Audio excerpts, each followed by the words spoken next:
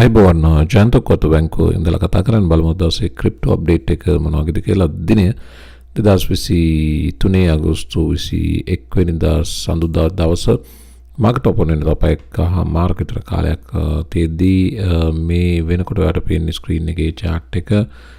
මේක හිතා ගන්න බැරි වුණත් Bitcoin 4 hour chart එක තමයි මේ පේන්නේ. ඒතකොට ඔයාලට පේනවා මේ වෙනකොට ඔය අන්තිම දකුණු කොනේ තියෙන්නේ මේ මොහොතේ හැදෙන අවලි කැන්ඩල් එක.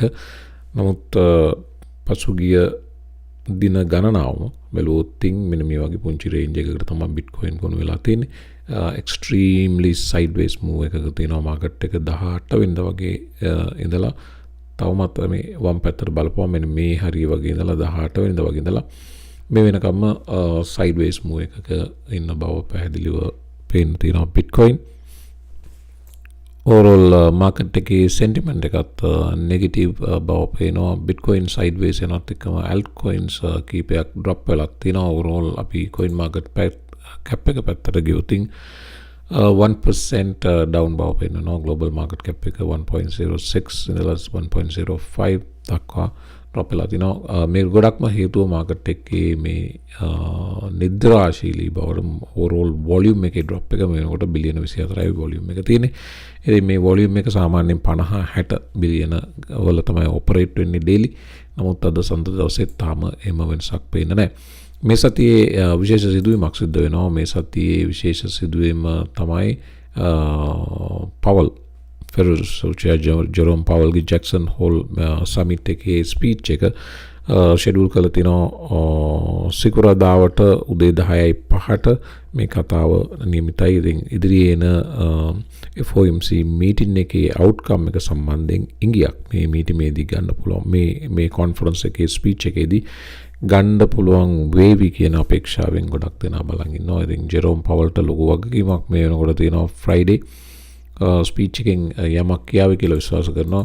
මාකට් එක ඩවුන් ටර්න් එකකට යමින් ඉන්න මේ මොහොතේ ඒක නැවත පණ ගන්නවලා ගන්න ජෙරෝම් පවල්ගේ ස්පීච් එකෙන් යමක් එළියට එවි කියන විශ්වාසයෙන් ගොඩක් දෙනා ඉන්නවා.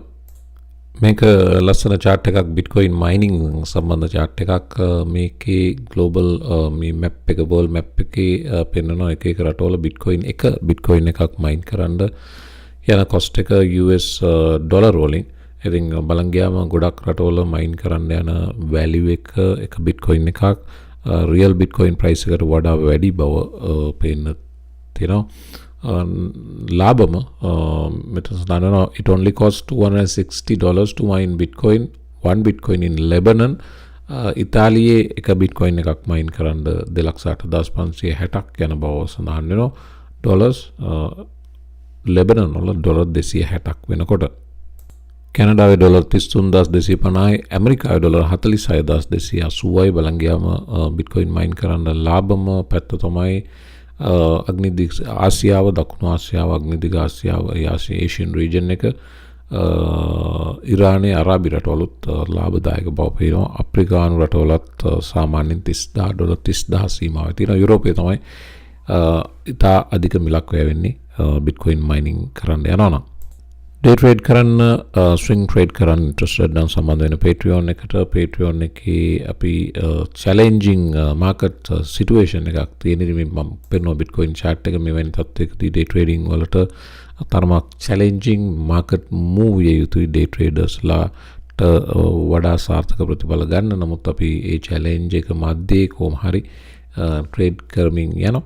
ඉතින් මාකට් තත්ත්වය නිරන්තරයෙන් වෙනස් වෙනවා. ඉදිරියේදී මේ තත්ත්වය සුබදායක වේවි. මාකට් ඩේ ට්‍රේඩර්ස් ලාට තියෙන වාසිය මාකට් එක උඩට ගියත් ට්‍රේඩ් කරන්න පුළුවන්. මාකට් එක පහළට ගියත් ඒ මූව් එක අපිට ට්‍රේඩ් කරන්න පුළුවන්. අනිත් අයටත් පුළුවන්. නමුත් මේ ස්විංග්ස් වල උපරිම ප්‍රයෝජනේ ඩේ ට්‍රේඩර්ස් ලාට ගත හැකි. බයි කරලා ෂෝට් කරලා. ඉතින් මේ වගේ ට්‍රේඩින් එක්ස්පීරියන්ස් එකක් ගන්න ඉන්ට්‍රෙස්ටඩ් නම් ලින්ක් එක Patreon කියලා ලින්ක් එකක් තියෙනවා YouTube video description box එකේ. එතනින් සම්බන්ධ වෙන්න පුළුවනි කැමති අයට. ස්විංග් ට්‍රේඩින් එක්ස්පෙක්ට් කරනවා නම් මතක ඇතුව ෆස්ට් ටියර් එක නෙවෙයි සෙකන්ඩ් ටියර් එකෙන් උඩ ටියර් එකකට සම්බන්ධ වෙන්න. ෆස්ට් ටියර් එකේ අපි ඩේ ට්‍රේඩින් විතරයි කරන්නේ. සෙකන්ඩ් ටියර් එකෙන් උඩට තමයි ස්විංග් ට්‍රේඩින් සහ ඩේ ට්‍රේඩින් දෙකම සිද්ධ වෙන්නේ. Luna C සම්බන්ධතරක් තියෙනවා. Validators voted yes on a major proposal on Terra Luna C. මේකේ proposal 11710 කියලා යන්නේ. ඒ proposal එකේ මේගොල්ලෝ burning mechanism එක වඩා ශක්තිමත් burning mechanism එකක් විදිහට 800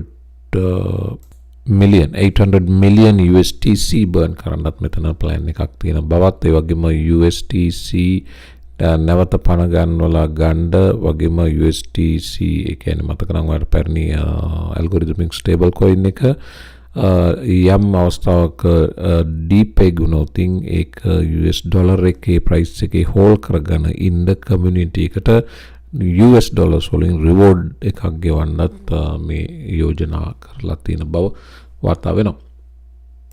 මේක North Korean hackers ලගේ අලුත්ම තොරතුරක් මේ අවුරුද්දේ මේ වෙනකොට මිලියන 200ක් අරන් තියෙන බව වාර්තා වෙනවා. කොහොම නමුත් පහුගිය අවුරුදු 5ේදී මේ hackers විසින් $2 billion $2 billion මේ crypto networks වලින් අරන් හොරාගෙන තියෙන බව තමයි වාර්තා වෙන්නේ.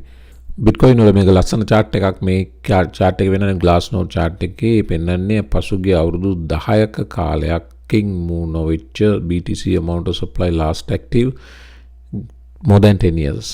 මේක new all time high එකක් හදු බව මේ yellow line එක පෙන්නනවා. ඒකේ value එක 2.9 million Bitcoin move වෙලා නැහැ පසුගිය අවුරුදු 10ක කාලයකට. ඉතින් මේක massive number එකක් වගේම මේ number එකේ විශේෂත්වය මේක එන්න 2018න් පස්සේ එන්න grow වෙනවා. මේ 2023 වල August වෙනකොට මේකේ highest number එකක් නැවත අලුත් highest number එකක් reach කළ බව තමයි මේකේ වාර්තා වෙන්නේ. මේ Dogecoin එක අපි දන්නවා Bitcoin වගේම proof of work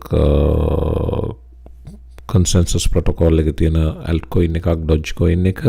Dogecoin W to POS move යනවා කියන කතාව යනවා. මේක Dogecoin team leaders ලගෙන් එක්කෙනෙක් Twitter poll එකක් විදිහටත් අදහස් විමසුවා. නමුත් ඒකේ result එක උනේ poll shows 39% is ready to stake Dogecoin. ඒතකොට pro stake ගියාම ඔයාලා Dogecoin stake කරන්න කැමතිද කියලා තමයි ඇහුවේ poll එකෙන්. ඒක ඇහුවේ Marshall Hayne කියන මෙයා Dogecoin community leader කෙනෙක්. Dogecoin ඒකේ ආපුවම 39.9ක් කිව්වා yes කියලා.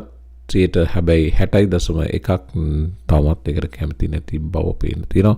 ගොඩක් දෙනා network එකේ ආරක්ෂාව සම්බන්ධයෙන් concern එකක් පෙන්නනවා. proof of work සිට proof of stake ගියාම technically ඒක challenging වෙයි හැකි network එකට කියන concern එක ගොඩක් දෙනා දක්වා තිබුණ බවත් මේ වාර්තාවේ සඳහන් වෙනවා.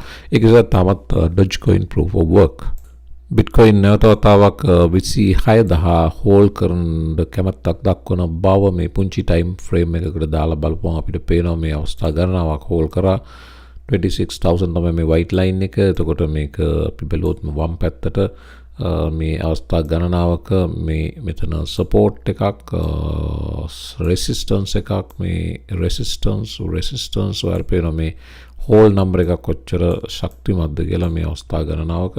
ඊළඟට මෙතනත් මේ ළඟම මේ තත්ත්වෙ වෙනවා. මෙතනින් වැටුණා මේවර මේක fake out එකක් බවට පත් වුණ බව පේනවා. මේක ගොඩක් දෙනා short කරන්න ඇති සමහර විට. නමුත් මේක shortersලා අසාර්ථක වුණා මෙතනදී. නැවත ඒක fake out වුණා. සාමාන්‍ය මේ වගේ whole number එකකින් පහළට short කරන එකේ ලොකු risk එකක් තියෙනවා. මේක ගොඩක් වෙලාවට මේ whole number එකකින් පහළ මේ block එකේ buy orders තොගයක් තියෙන්න පුළුවන්. ඒ buy orders activate වුණ සෑනින් තමයි විදුලි වේගයෙන් price එක නැවත recover වෙන්නේ. ඉතින් ඒ බව දැන් පේනවා. ඉතින් තාම price එකේ direction change එකක් වුණා කියලා කියන්න බෑ එකෙන්. නමුත් 20000 hold කරන්න කැමැත්තක් පෙන්වන බව මේ market move එකත් එක්ක පේනවා. ඉතින් බලමු ඉදිරියේදී කොහොමද වෙන්නේ කියලා. මෙතන price එකේ පොඩි break out තත්ත්වයකට යන බව පේන්න තියෙනවා.